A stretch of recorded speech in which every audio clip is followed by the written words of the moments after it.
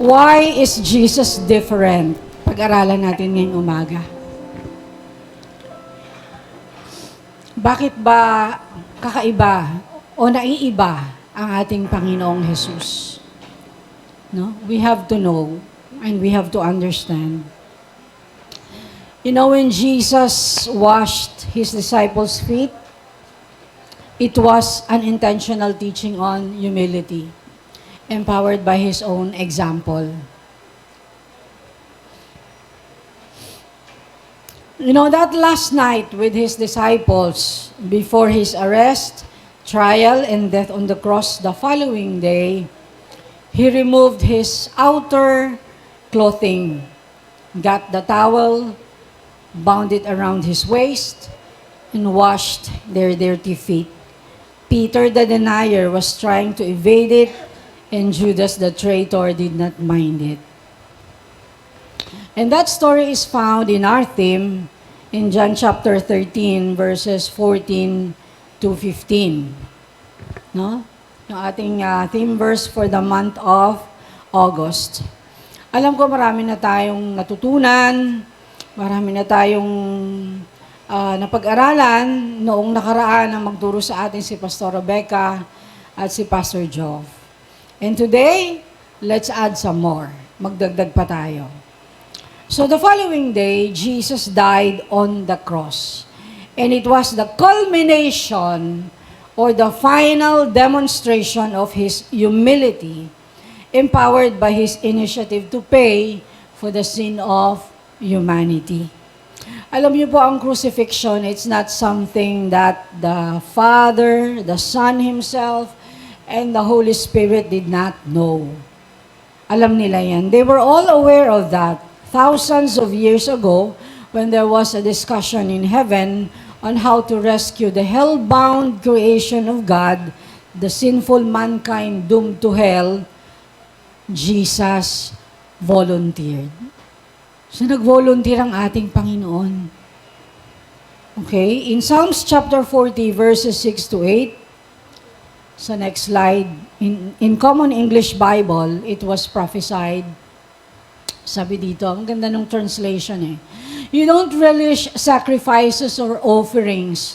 You don't require entirely burned offerings or compensation offerings. But you have given me ears, so I said, here I come. I am inscribed in the written scroll. I want to do your will, my God. Your instruction is deep within me. Now, doon sa New Testament, na-record ito in Hebrews chapter 10, verses 5 to 7, in the easy-to-read version. So, ito naman yung another version niya na nasulat naman sa New Testament sapagkat sumulat yung writer ng Hebrews sa mga Hebrews. Okay, so when Christ came into the world, He said, you don't want sacrifices and offerings, but you have prepared a body for me. You are not pleased with the sacrifices of animals killed and burned, or with offerings to take away sins. Then I said, here I am, God. It is written about me in the book of the law. I have come to do what you want. So Jesus volunteered. The God, the Son, the second person of the Trinity, the Lord Jesus Christ, volunteered. Now, what was happening in Israel when this prophetic word was uttered and recorded? Na itong mga sinabi ng Panginoong Yesus na ito. Ano ba yung nangyayari doon sa Israel? Sabi, God was not pleased with offerings and sacrifices for sin. Hindi na siya natutuwa. Kasi wala naman sa heart nila yung pag-o-offer. Patuloy at palala pa nga ang paggawa nila ng mga kasalanan. So the sacrifices did not do them any good, all the more that they sinned gravely despite the continued sacrifices. The killings of sacrificial animals, the sprinkling of the blood once every year in the most holy place or called Holy of Holies. Now let me explain. Dahil hindi naman tayo Israelite, hindi tayo Hudyo, dapat nating maunawaan ang templo sa Jerusalem. So how does it work? It was constructed during the time of King Solomon, and in this temple, there were two divisions. So let me show you this diagram. Okay, so this is the diagram of the temple of Jerusalem. So there is the holy place and the most holy place. Lalapit ako dito, no? So ito ang the holy place at merong curtain, yan yung curtain, makapal yung curtain na yan, the middle wall of partition or the curtain or the veil, and there is the Holy of Holies or the most holy place. Nung sa entrance, merong Gentile areas. Hanggang dyan lang sila sa labas. And this is in the east. And then pagpasok, there's the court of Israel. And then there's the altar of burnt offering. So dyan binaburn lahat ng offerings. Okay? And then, the priest is coming into the holy place to do such things. Explain ko po ano.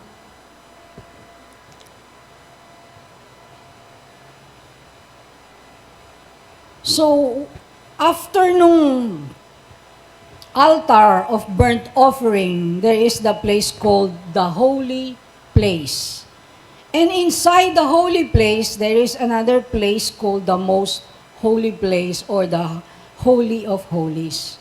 So ngayon i-explain natin, ano ba ang holy place?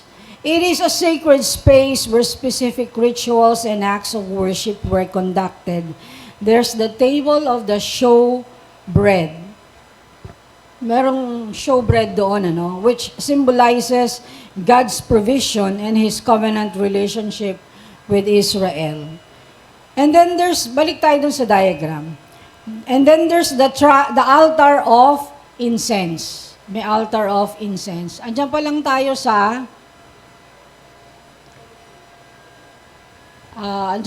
sa holy place or yung pagkatapos ng altar of burnt offering, pagpasok, yun yung holy place. So may showbread, sa gitna andun yung altar of incense, at dito sa kaliwa, nandyan yung seven branch lampstand. Okay? Merong lampstand doon. Now,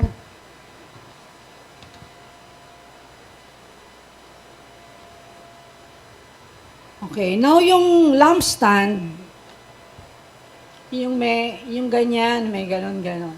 So 7 kasi yung yung ilaw nun. So ang lampstand, it was crafted from a single piece of gold and had 7 branches. It provided the light within the holy place. And the light from the lampstand symbolized God's presence and guidance. So that was the symbol. Now, all the things that are being done from the court of Israel to the holy place is being done by the assigned priests. So, ano ngayon ang nangyayari doon sa the most holy place or the Holy of Holies na ang opposite niya ay yung altar of incense? So, tandaan natin na meron diyang wall of partition or the curtain wall. Makapal yung curtain na yan. Makapal. And not anyone can enter that place. Isa lang ang pwedeng pumasok dyan, and that is the high priest. Yung high priest. No, there are priests, and there is a high priest. Na isang high priest. So ano ba yung most holy place? It represents the ultimate dwelling place of God's presence among His people and serves as a focal point for understanding the holiness, sovereignty, and the redemptive plan of God. Ang most holy place ay ang innermost chamber, yung pinakaloob, separated from the holy place by a veil signifying the separation between God and humanity due to sin. So that was the representation. Within the most holy place, you will find the Ark of the Covenant. So, balik tayo dun sa diagram. So, merong Ark of the Covenant dyan sa loob. At, yung Ark of the Covenant, nasa loob niyan yung stone tablets ng Ten Commandments. Andun din ang Aaron's rod that budded and a jar of manna. And the ark was covered by the mercy seat. So tinatakpan siya ng mercy seat. Ano ang mercy seat?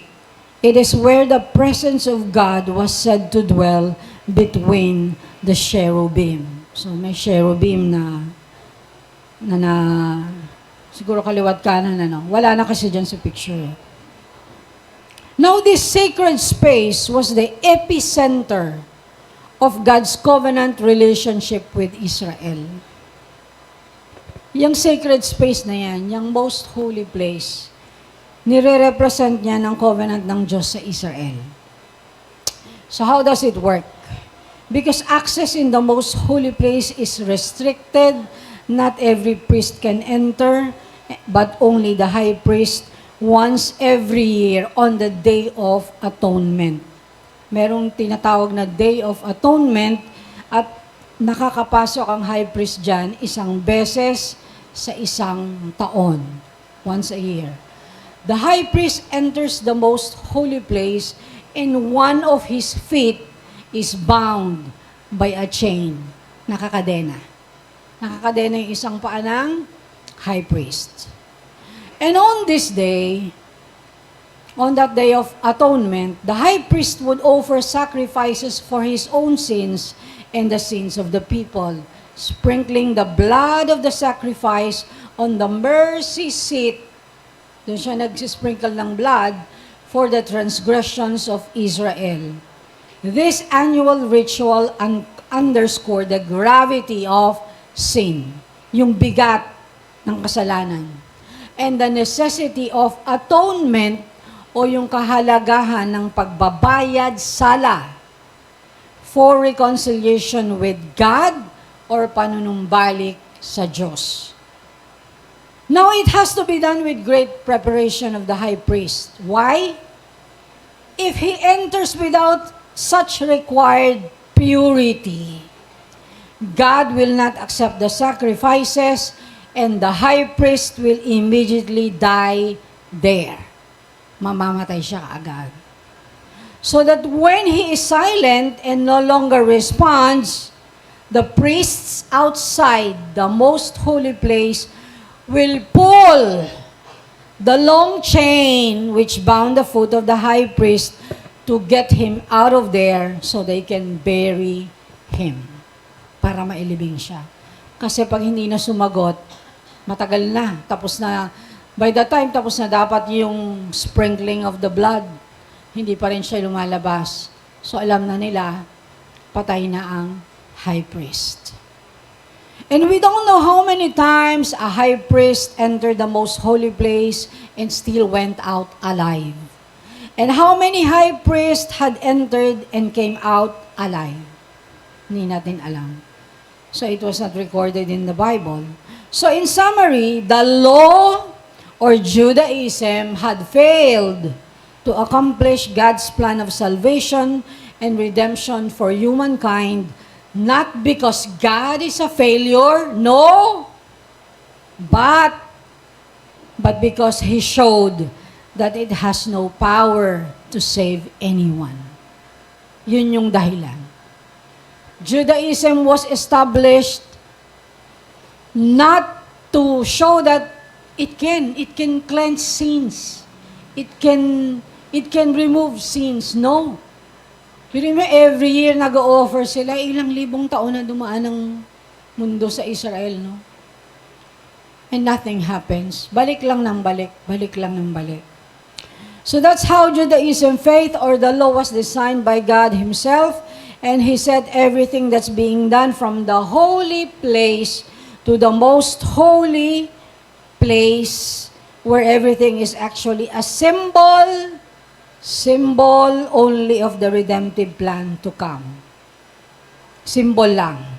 The animal sacrifices, the blood, and everything have something to do with what is to come at the proper time. So what does it have to do with Jesus? That's the final question. Anong kinalaman nito kay Jesus sa ating Panginoong Jesus? You know, it was prophesied long time ago in the books of the Old Testament from Genesis to Malachi. In every book, if you will read the Bible, in every book, in these 39 books of the Bible, you will find that there is a prophetic word or there are prophetic words about the coming of the Messiah, and that is our Lord Jesus Christ.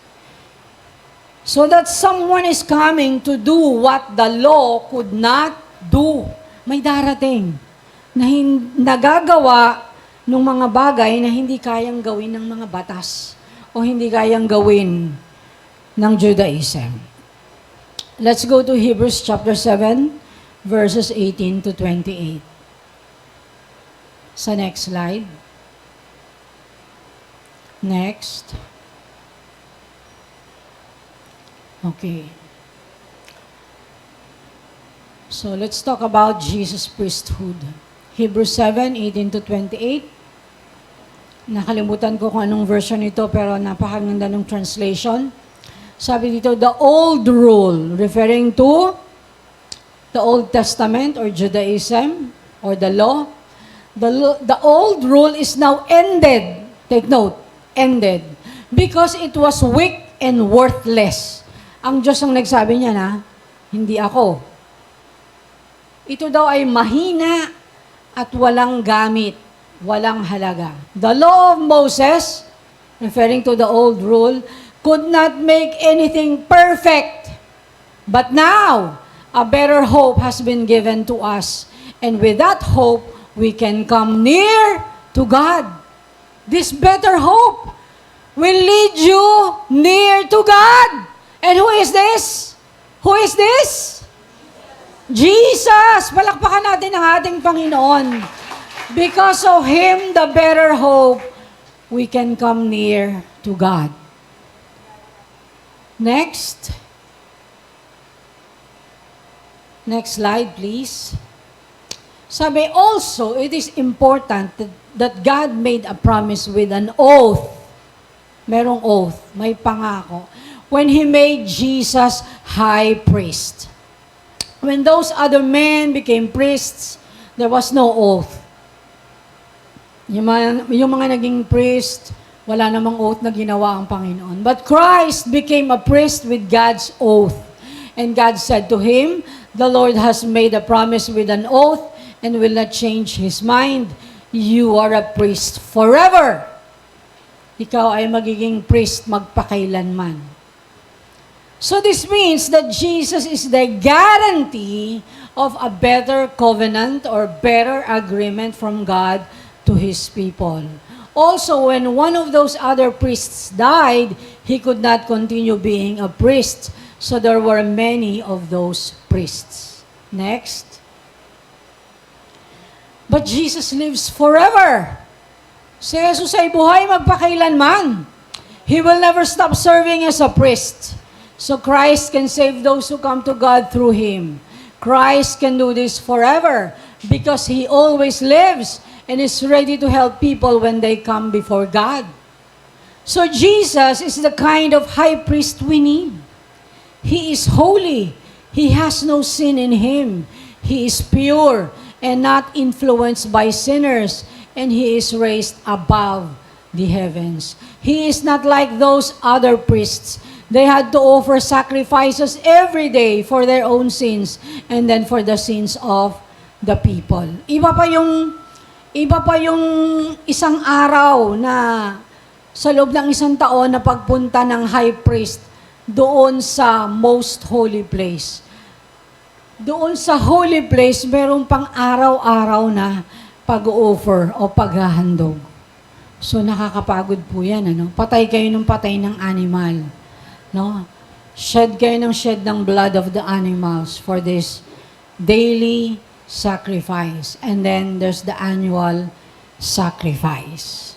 Next. But Jesus doesn't need to do that. Hindi kailangan ni Jesus na gawin yan. He offered only one sacrifice for all time. He offered Himself. Siya na mismo ang sacrifice. Di ba puro hayop lang? This time around, siya na mismo. Siya na mismo ang pinatay. The law chooses high priests who are men and have the same weaknesses that all people have. But after the law, God spoke the oath that made His Son high priest, and that Son made perfect through suffering will serve forever. Forever. Magpakailanman.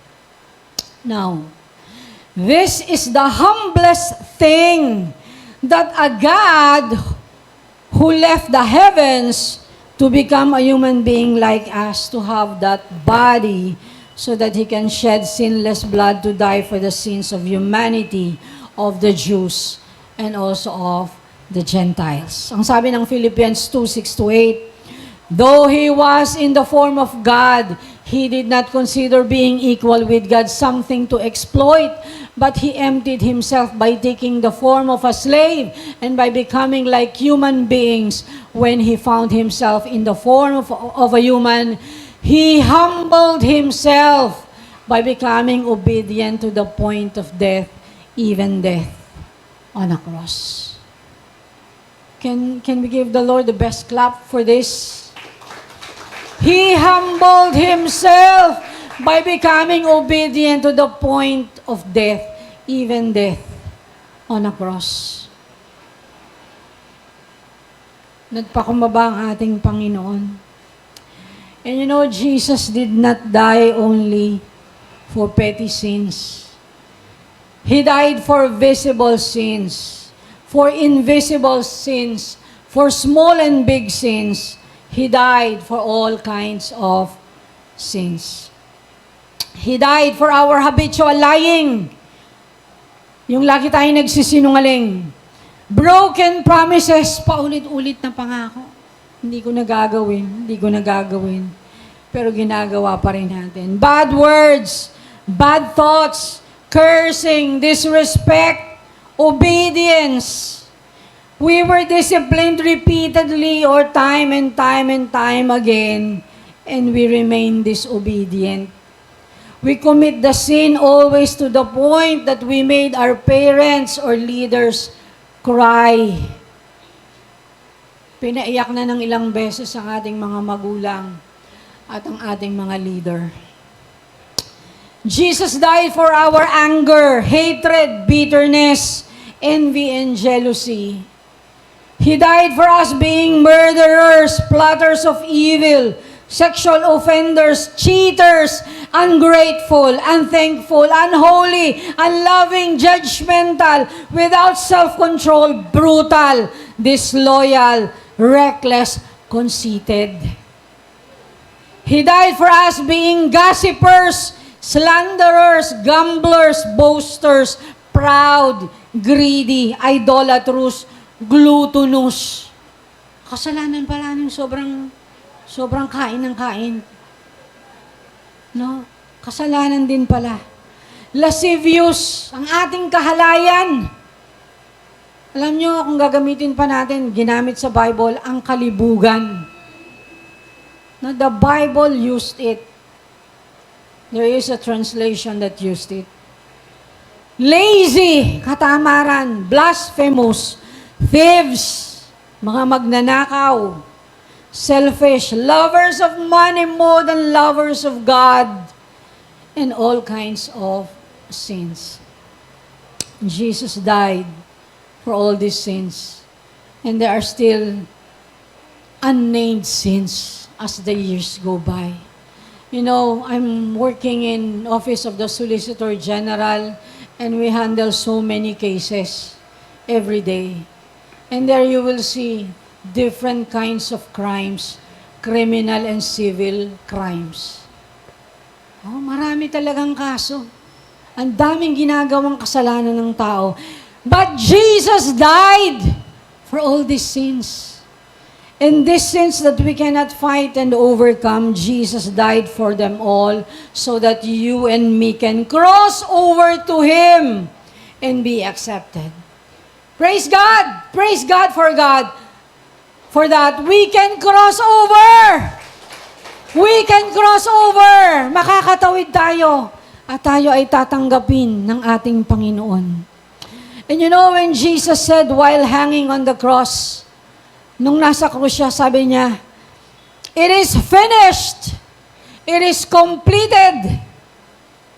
He took his last breath, bowed his head, and gave up his life, or he died. Tingnan natin yung Luke chapter, I think I was wrong. I think it was Matthew. I'm sorry for that. Yes, let's go to that. It's not Luke 27:51, but Matthew 27:51. Typo error. Okay, sabi doon, "Look, the curtain of the sanctuary, or that middle wall of partition, was torn in two from top to bottom. The earth shook, the rock split." Anong nangyari? What happened to that curtain wall that separates the holy place and the most holy place in the temple? The Bible said it was torn from top to bottom while there was an earthquake at the time of Jesus' death. No?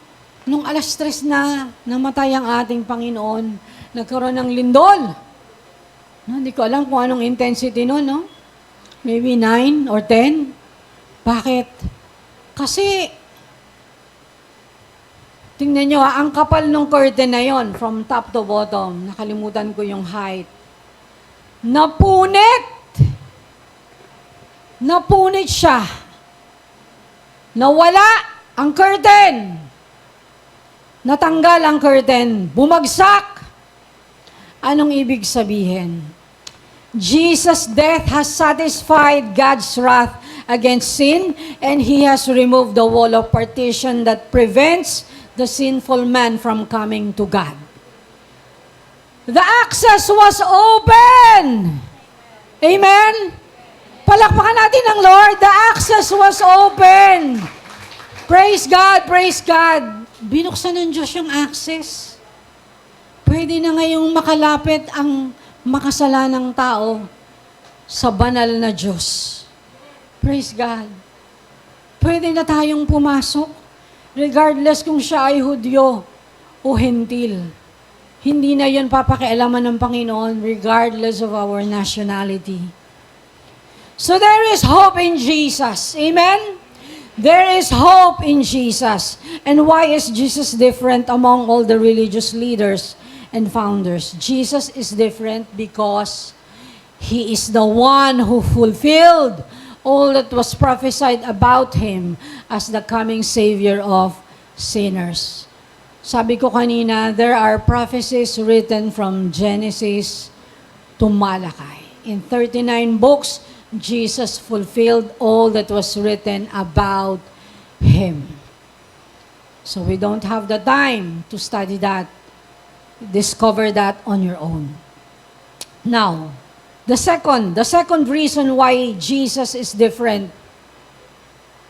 He is the forever high priest who ever lives to make intercession for those who will believe.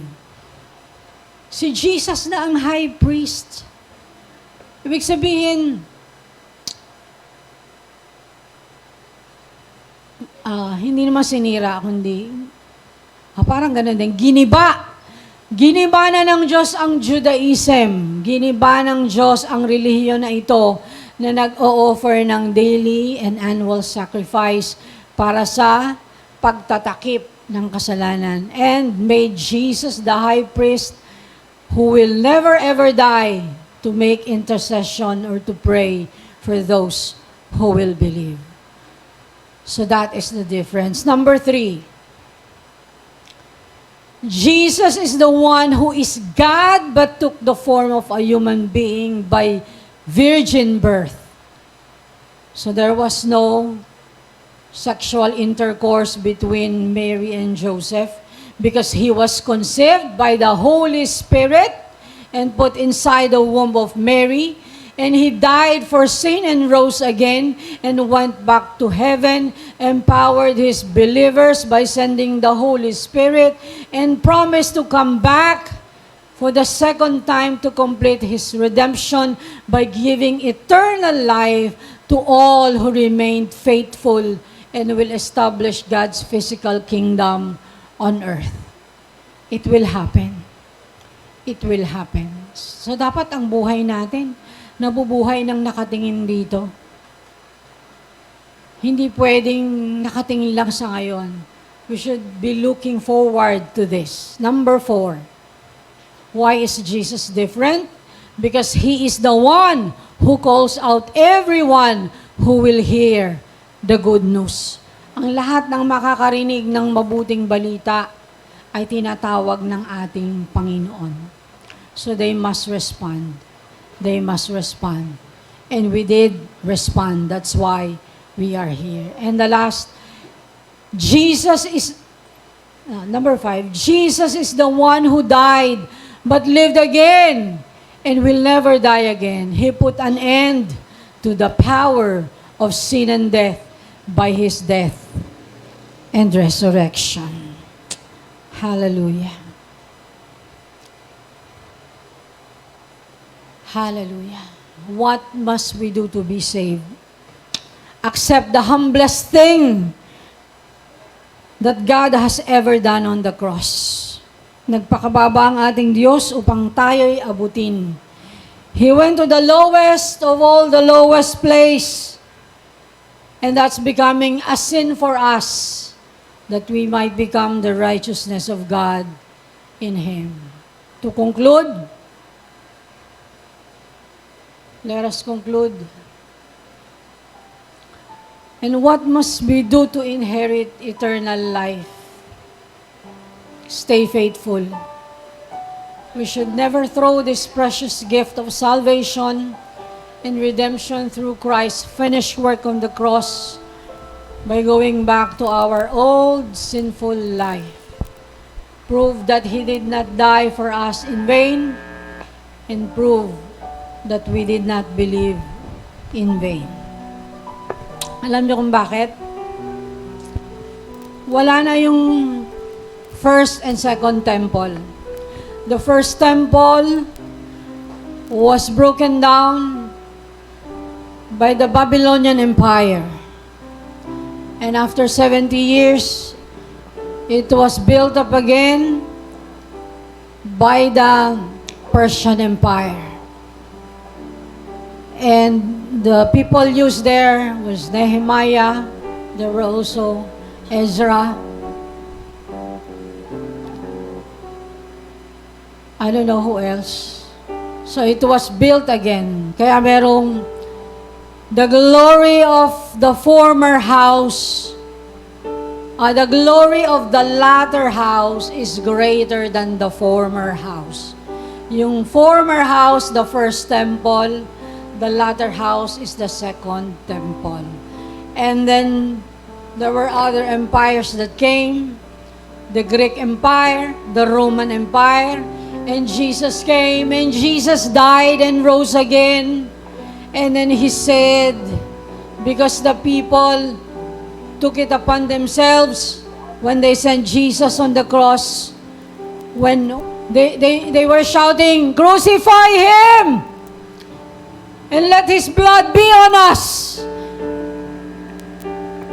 And Jesus prophesied in Matthew 24 that this temple, the second temple, which was also repaired by the Roman emperor or the Judean king, which is a Roman, sabi ni Lord, walang matitirang bato sa kanyang kapwa bato.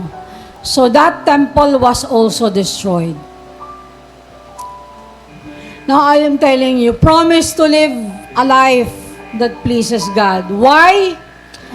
Because He has made you now His temple. 1 Corinthians chapter 3, you will read that God has made us, regardless whether we are Jew or Gentile, He has made us His temple, and He resides in us, in our hearts. Amen? And in that heart, He will live forever. He will live forever. Yes, palakpakan natin ang Diyos. He will live forever. He will live forever in us. Let's stand up and let's sing to the Lord and close in prayer and give honor to our God. Hallelujah. This is the moment.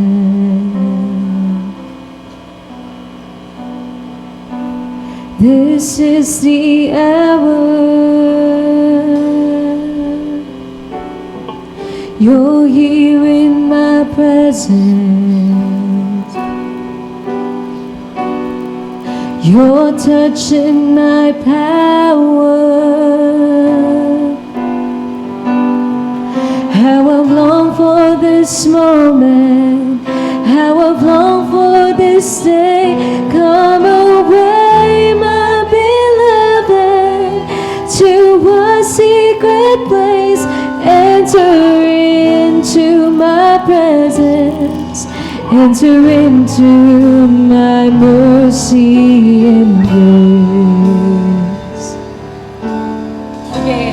This is my holy place. This is my secret place. Receive my love and grace. One church, let's sing this As to the we Lord with all our stand hearts. face Open your to mouth as you face. enter the presence of God. My healing flow.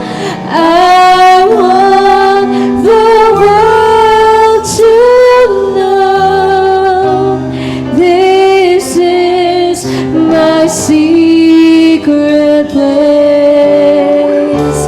This is my holy place. Once again, this is the moment.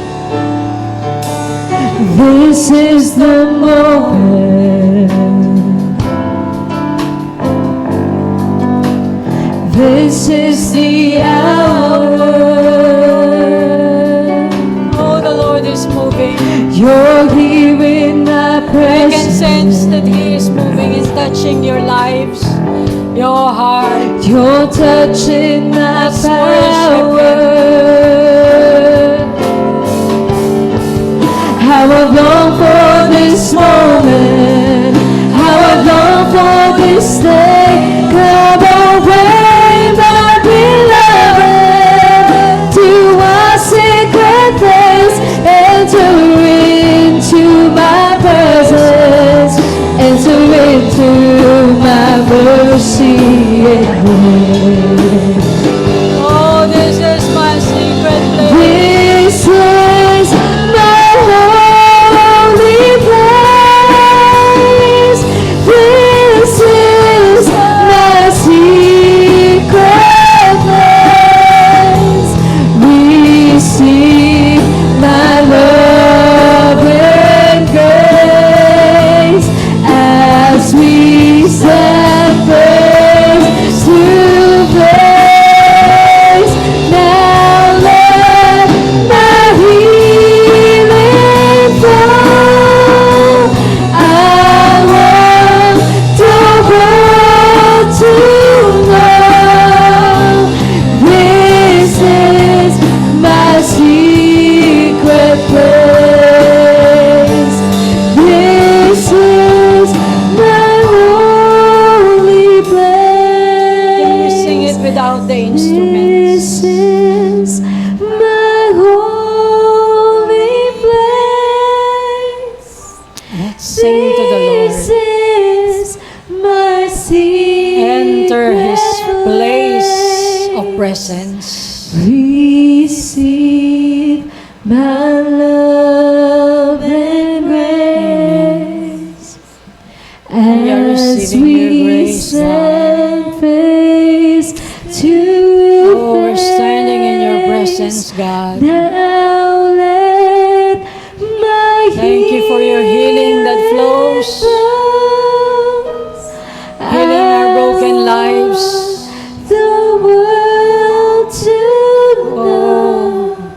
it be known that you are This God. is my secret place. This is my holy place. Oh, hallelujah. Hallelujah.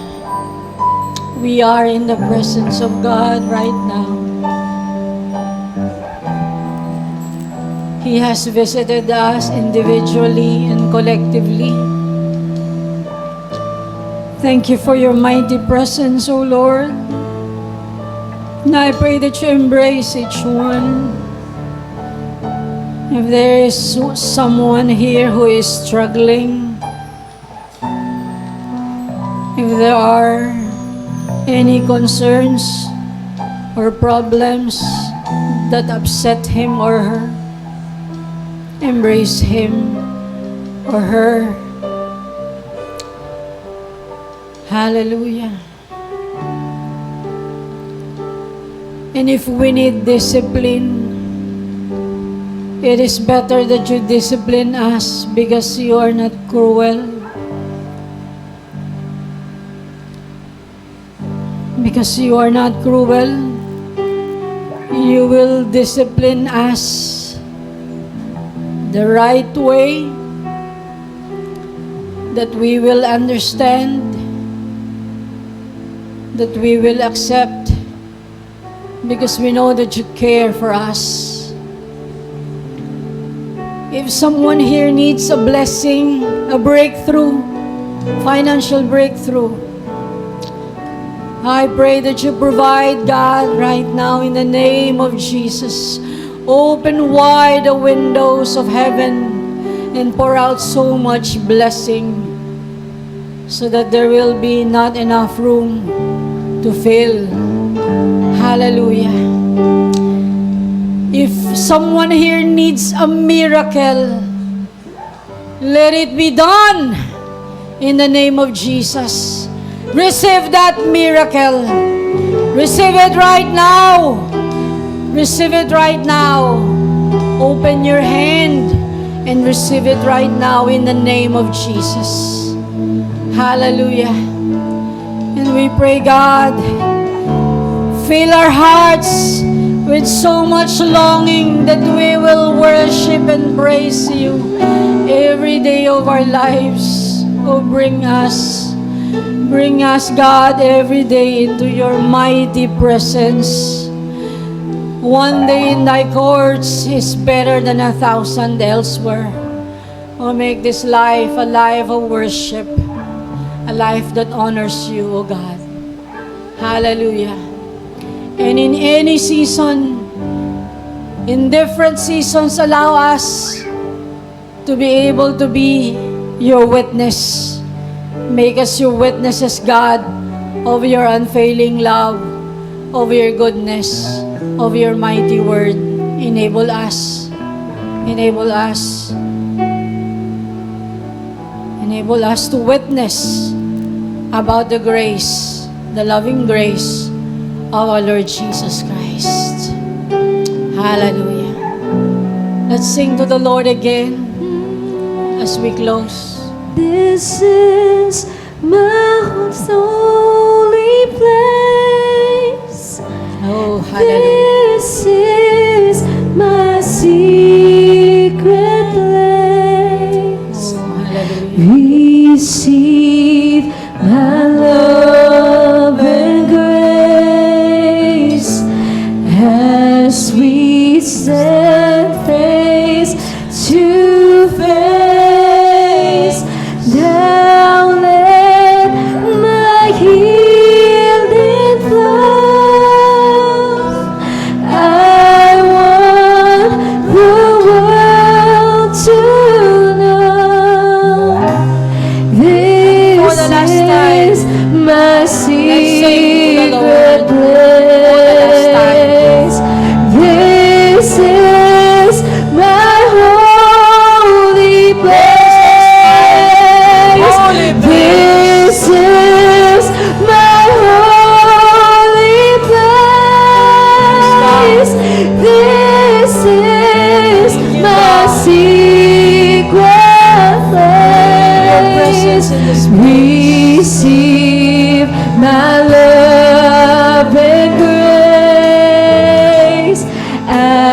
as we stand face to face. Now let my healing flow. I want the world to know this is my secret place. This is my holy place.